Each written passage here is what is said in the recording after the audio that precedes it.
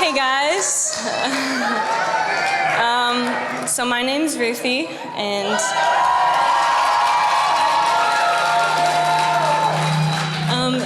I'm a junior at Drake University. And today I'm going to be sharing my testimony with you. And before I start, I'd like to pray. So if you bow your heads with me. Dear God, I just pray for courage tonight, Lord, not to share my own story, God, for my own glory, but for yours, God. And I just want others to see the amazing things that you've done in my life. God, your goodness and your love. So all this I lift up in your name. Amen. So I grew up the second youngest of 4 girls with parents who loved God and wanted the same for their kids. We'd all go to church and youth group every week. However, it was simply an obligation, a routine that I kind of went along with to appease my parents' wishes. For most of my life, my understanding of God was simply that if I did all the right things, He'd be there for me and give me what I wanted. I would have called myself a Christian, but that was far from the truth. All throughout middle school and into high school, I was extremely shy and introverted.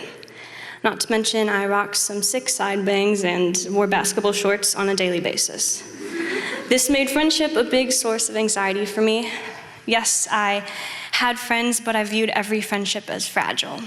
That if I said or did one thing wrong, they'd realize how lame I was and leave me for someone better. Besides, I always felt that my thoughts and my problems were insignificant and annoying. So I decided that I'd keep my friends at a distance, never telling them much about myself because I figured no one really cared. This translated to my relationship with God. He was some great power up in the heavens, so why would He ever want to know me? And so I remained closed off to both my friends and God, becoming more and more isolated in the process. Later in middle school, through comments from my friends and others, as well as simple observation, I believed that changing my appearance would help me fit in. This resulted in an unhealthy obsession with what I ate, as well as a whole darn lot of cardio. I'd eat an apple for breakfast, and then an orange for lunch, and then I'd run miles in cross-country practice. I'd avoid events that involved any sort of food, and I'd choose working out over hanging out with a friend. I became so focused on this irrational need to lose weight to fit in, and a need to hide it out of shame, that I even further isolated myself from my friends and family. When I got to high school, I placed my worth in good grades. Things that normal high schoolers found fun, hanging out, eating food, whatever they do. It was burdensome to me. All I ever made time for was studying, working, and exercising. Life became a routine focused only around myself, and I soon stopped caring about anything and anyone. It was like eating cauliflower for every meal. I knew it was good for me, but I didn't really enjoy it. My apathy continued throughout high school until my junior year when we got a new youth pastor. I was having a conversation with him once when he asked me how I knew I was saved. It was a pretty simple question, which after having grown up in the church, I should have known the answer to. But never in my life had I ever thought to ask myself that simple question. Because it was from this question that I realized I thought I could earn my salvation by being a good person. But what I began to realize was that I was an absolutely wretched person who'd only ever thought of myself, hurting others in the process. So by those standards, I deserved hell.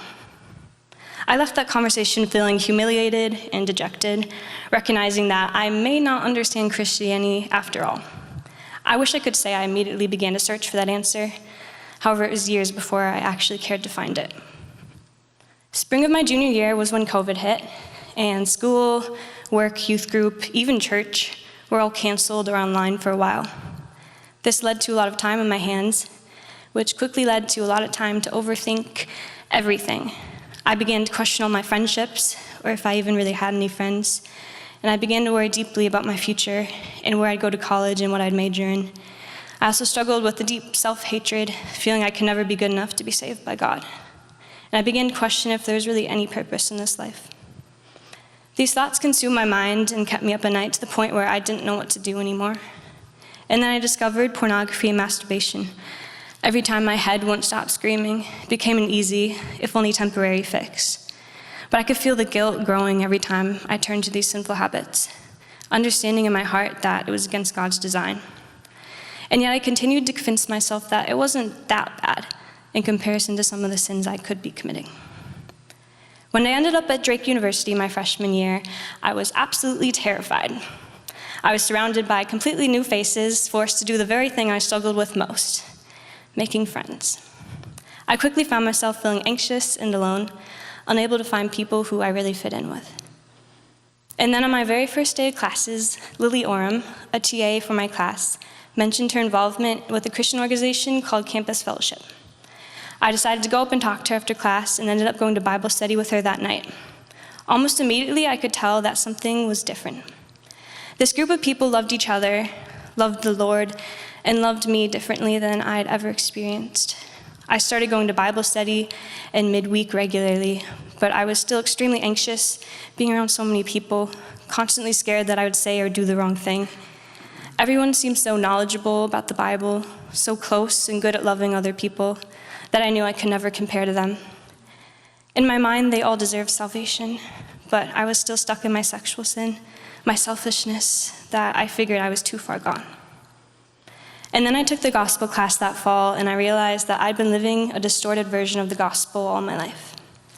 What I realized was that I could never do anything to earn my salvation because I'd never live up to God's standard of perfection. But I didn't need to, because he sent his son Jesus to die on that cross, taking on the punishment for our sin, for my sin. I deserved that death, but God loved me so much that he chose to send his only son to die instead. It was then that I recognized my need to turn away from my sin and look to Jesus for my salvation. Matthew 6:33-34 says, "But seek first his kingdom and his righteousness, and all these things will be given to you as well. Therefore, do not worry about tomorrow, for tomorrow will worry about itself. Each day is enough trouble of its own." I had spent all my life seeking fulfillment in the wrong things: friendship, appearance, good grades, and all it ever brought me was a whole lot of stress. And while I'm still tempted to look to these things for satisfaction, I now recognize my need to turn my eyes to Jesus and his kingdom. Thinking back to the question my youth pastor asked me years ago, I can honestly answer that I am saved. Not through going to church and being a good person, but through putting my hope in the work of Jesus Christ. It brings me so much peace, knowing that my salvation does not depend on myself and my works, because I would mess something up. It's a gift of grace freely given, and all I have to do is place my faith fully in that promise. Thanks for listening. If you have any questions after the service, I'd love to answer them.